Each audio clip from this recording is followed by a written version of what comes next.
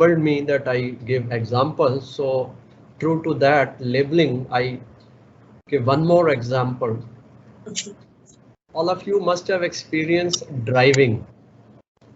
जब पहली बार हम ड्राइविंग सीखने के लिए जाते हैं या किसी के साथ या किसी ड्राइविंग स्कूल में, तो वो हमको पहले बताते हैं कि ये ऐसे करना है, ऐसे पकड़ना है स्टीयरिंग को, ऐसे गियर है, ऐसे एक्सेलरेटर है, ये ब्रेक है, ऐसे सीधा बैठो, अब ऐसे करो, अब धीरे धीरे इसको रिलीज करो, ऐसे करो। वो 10 दिन 15 दिन 20 दिन जितना भी वो करके 1 महीने के बाद हम थोड़ा थोड़ा चलाना सीख जाते हैं। अब उसके बाद हम अप्लाई करते हैं ड्राइविंग लाइसेंस के लिए, और ड्राइविंग लाइसेंस थोड़े से वो टेस्ट ले करके वो ड्राइविंग लाइसेंस भी हमको समझिए मिल जाता। इनिशियली वो हमको एक लर्नर्स ड्राइविंग लाइसेंस देते हैं और कुछ समय के बाद वो एक पूरा ड्राइविंग लाइसेंस हमको मिल जाता। अब मान लीजिए ये सारी प्रोसेस 1 साल में आपने गाड़ी का एक कंफर्म ड्राइवर का लाइसेंस लेकर के गाड़ी चलाना शुरू किया। ये जो स्टेप्स हैं साधना के, वो यही है कि आपने बाधा हटाई, पहले आपको ड्राइविंग नहीं आती थी, you were ignorant, then you had doubts in your ability, in your sharpness to read the speed limits, read these signals and red light and green light and yellow light, और overtake कैसे करना है, U-turn कैसे करना है, वो सब आपने वो एक डिस्ट्रैक्शन और वेलिंग में से आप बाहर निकल के फिर आपको बताया गया ड्राइविंग स्कूल में, परोक्ष ज्ञान मिला, उसका इनडायरेक्ट नॉलेज मिला, फिर आपने खुद चलाया, वो आपका अपरोक्ष ज्ञान था, योर ओन डायरेक्ट एक्सपीरियंस। और फिर आपका जो दुख था कि घर के अंदर जो सारे ताने सुनने पड़ते थे, घर के लिए सारे, तेरे को कितनी बार बोला है तू ड्राइविंग सीख ले, तेरे को डिपेंडेंट नहीं होना पड़ेगा, कभी हस्बैंड के ऊपर डिपेंड करती है, कभी बच्चे के ऊपर डिपेंड करती है, कभी ओला के ऊपर डिपेंड करती है, खुद क्यों नहीं सीख लेते, क्यों नहीं सीख लेती ड्राइविंग, बी सेल्फ रिलायंट। वो वाला दुख जो था जिससे निकलने के लिए आपने ड्राइविंग स्कूल ज्वाइन करके ड्राइविंग को लिया, अब उस दुख का नाश हो गया। Yes, now I can go and get milk from the mother dairy driving my own car. तो वो आपका दुख का नाश हो गया। अब उसके बाद अब आपको 1 साल काफ़ी नहीं है, आपको कई सिचुएशंस में गाड़ी को लेके जाना पड़ेगा। कभी हाईवे पे जाना पड़ेगा, कभी चांदनी चौक में जाना पड़ेगा, कभी सदर बाज़ार में जाना पड़ेगा, कभी गलत जगह पार्क कर देंगे तो फाइन देना पड़ेगा, कभी स्पीड लिमिट एक्सीड कर देंगे, कभी रेड लाइट को जंप कर देंगे, वो सब फाइन्स, पेनल्टीज, चलान्स, वो भी ड्राइविंग का पार्ट है। फिर कहीं पता ही नहीं लगा, उधर से निकाल रहे थे, वो ठोकर मार दी किसी को, वो गिरा, जान बच गई, भाई साहब sorry sorry sorry sorry sorry sorry, क्या देख के नहीं चलाते, ऐसे करते हो, वो करते हो, मैं आपको कैसे कंपनसेट करूं, 2000 3000 4000 भाई साहब। तो वो भी ड्राइविंग का पार्ट है।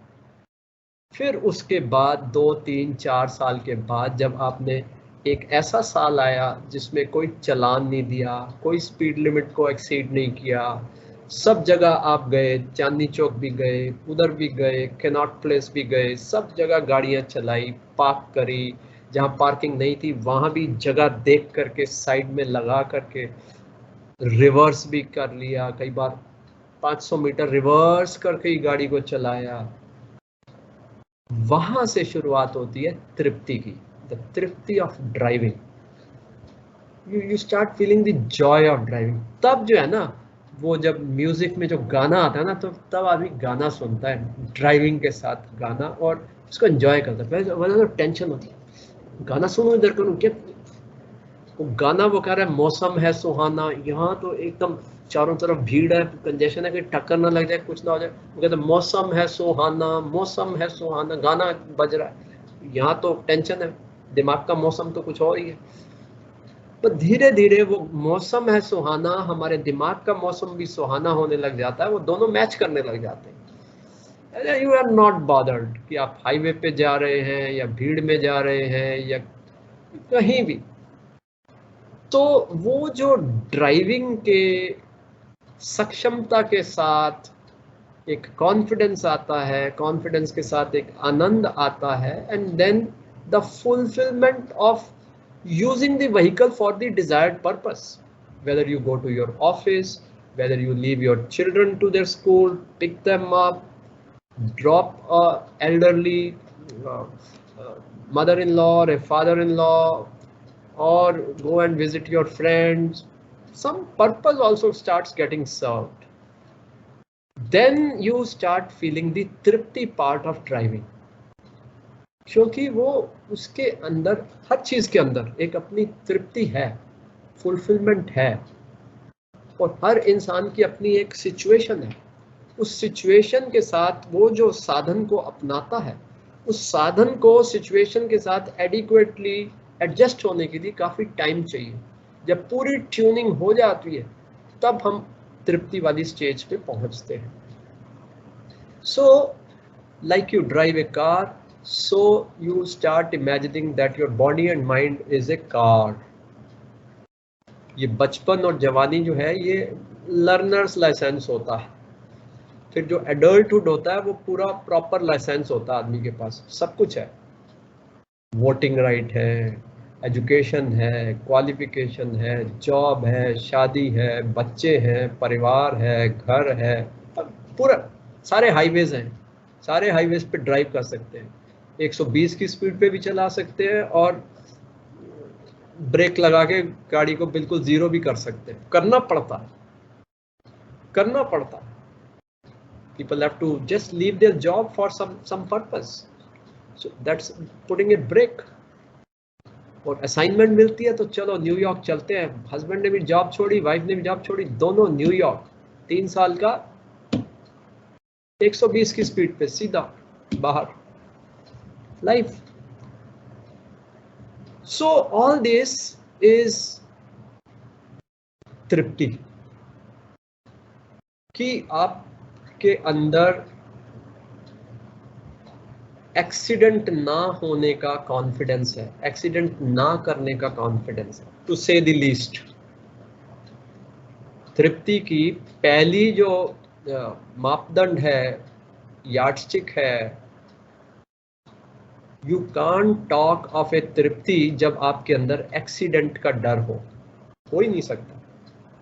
That man can never be तृप्त। सो पहली शर्त ये है कि आपके अंदर एक्सीडेंट का डर नहीं है। जिस प्रकार गाड़ी चलाते हुए ड्राइवर को एक्सीडेंट ना करने का कॉन्फिडेंस है, उसी प्रकार आत्मा नाम का ड्राइवर ही एक ऐसा ड्राइवर है जब आपको लाइफ में एक्सीडेंट ना करने का कॉन्फिडेंस आएगा, उसके बिना नहीं आ सकता। अच्छे अच्छे इंटेलेक्चुअल जायंट्स हैं, दे जस्ट 24 आवर नोटिस पे उनको जॉब से निकाल दिया, सेट।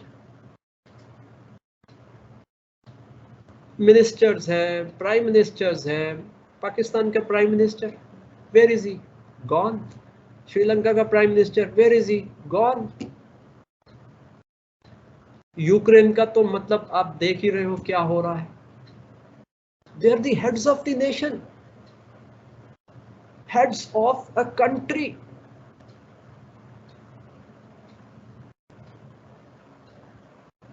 हो गया ना एक्सीडेंट, प्राइम मिनिस्टरशिप गई, एक्सीडेंट हो गया, तो क्या आएंगे?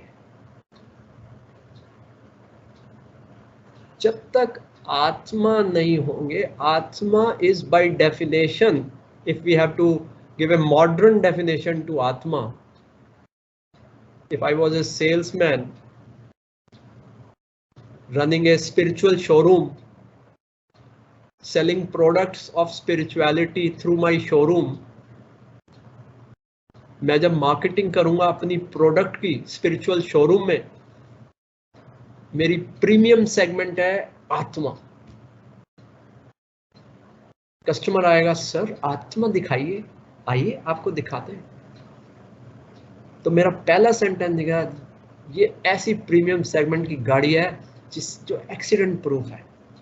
कहते हैं ये क्या होता है?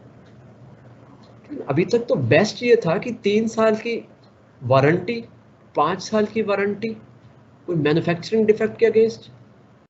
उसके बाद कई कंपनियां इंश्योरेंस दे देती हैं, 1 साल की, 2 साल की, 3 साल की, पर उसका प्रीमियम लेती हैं 5 साल की इंश्योरेंस। इंश्योरेंस भी is not a proof that accident नहीं होगा। Insurance says if you meet with an accident the cost will be covered by the insurance company, borne by the insurance company. लेकिन ये आप जो प्रोडक्ट बेच रहे हो, ये ऐसी गाड़ी है जिसका एक्सीडेंट होता ही नहीं। ये कौन सा फीचर डाला आपने गाड़ी के अंदर? यानी ऐसा फीचर है ये अपने आप को पहचान लेती है, इसके निकट कोई भी ऑब्जेक्ट है ये 0 स्पीड पे आ जाती है। कहते लेकिन अगर वो दूसरा वाला इसकी स्पीड की तरफ बढ़ता है तो यदि इसके पास ऐसी पावर है, उसको भी एक रिस्पेक्टेबल डिस्टेंस पे वहीं कर देती है, जैम कर देती है।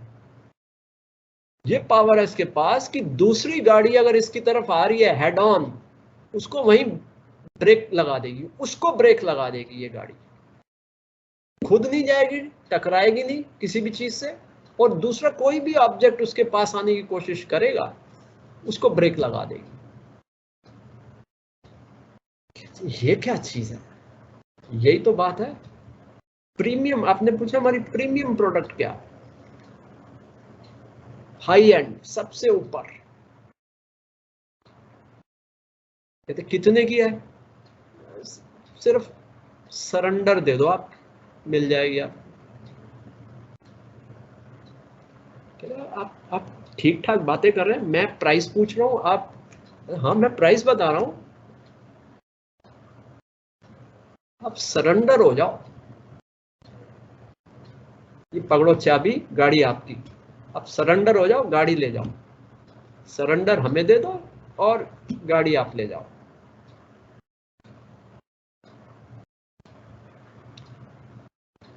So Atma by definition in the modern language is accident free. And who doesn't want to be accident free? These are the technologies for the future. I don't know whether such a technology would come, but we are very close. मैंने देखा वो बताते हैं कुछ ऐसी गाड़ी में features लगा देते हैं, आप उसको कहीं भी जाम कर सकते हो। ओनर ने मान लो किसी को गाड़ी दी और वो उठा के उसका मन बदल गया, चुराने का भाव आ गया या कहीं लेके गुमराह कर गया, वो यहीं से बटन दबाएगा, गाड़ी जाम होकर वहीं रुक जाएगी। वो टेक्नोलॉजी तो चलो आ गई, अब वो सामने वाली गाड़ी आपकी तरफ आ रही है, उसको कैसे जैम करोगे? अगर उसके अंदर भी यही फीचर है, उसका कोड हैक करके आप बटन दबाओ, बट वो इतनी स्पीड से आ रही है कि it all this has to happen in the fraction of a second. Maybe some satellite would keep a watch on all the vehicles. कोई भी 2 व्हीकल एक दूसरे के नजदीक आ रही है, सैटेलाइट उसको जैम कर देगी, कोई ऐसी टेक्नोलॉजी आ जाए। But we are close, we are moving in that direction, in the gross sense, in the objective sense. But why these technologies are evolving? जब कोई evolution होता है ना, तो एक evolution के थ्रू एक टारगेट अचीव होना होता है। मतलब जैसे हमें एक गोल चाहिए, एक दिशा चाहिए, evolution को भी एक दिशा चाहिए। evolution कहेगा मुझे बताओ evolution को ले जाना किधर है, फाइनली क्या करना है। तो एवोल्यूशन को बताया हुआ है, फाइनली तूने मनुष्य का शरीर धारण करना है। कहता फिर मनुष्य के शरीर के अंदर हमने ऐसा सॉफ्टवेयर डाला हुआ है जिसका विवेक और वैराग्य इग्नाइट हो जाए तो ये मनुष्य मोक्ष को प्राप्त कर लेता है। So it is already there, the destiny of evolution. Evolution का भाग्य क्या है? एवोल्यूशन का भाग्य यह है कि मनुष्य के रूप में प्रकट हो और वह मनुष्य मोक्ष को प्राप्त करे।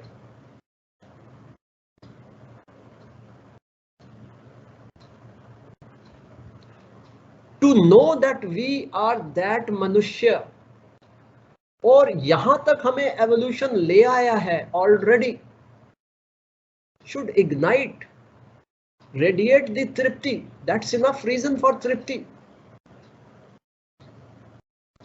ये रोना नहीं कि मैं मोक्ष से दूर हूं इसलिए रो रहे हैं, नहीं, मैं इतने बड़े एवोल्यूशन को पार करके मोक्ष के इतने नजदीक आ चुका हूं। ये तृप्ति का एक डायमेंशन है। जैसे फाइनल असॉल्ट होती है ना, आप माउंटेनियरिंग कर रहे हैं, पहले इधर गए, फिर इधर गए, फिर बेस कैंप पे, फिर हाई ऑल्टीट्यूड कैंप में, फिर फाइनल चोटी पे जिस दिन आपने जाना, that's the most difficult climb in most of the, बिल्कुल स्टीप होगा, ऐसे चोटी इधर है, ऐसे नीचे से ऊपर। उसी प्रकार जब हम यहां तक आ गए, अब ये चोटी बिल्कुल ऊपर है, मोक्ष ऐसे लगता है, लेकिन नजर तो आ रहा है। बेस कैंप में तो नजर ही नहीं आता था, अब तो नजर आ रही है चोटी वहां। तो हमने जाना मोक्ष की तरफ, मोक्ष की चोटी अब नजर आ रही है। This itself is the second reason for manifesting your तृप्ति, कि मैंने देख लिया, अपने गोल को डायरेक्टली देख लिया, ये पहाड़ की चोटी नजर आ रही है।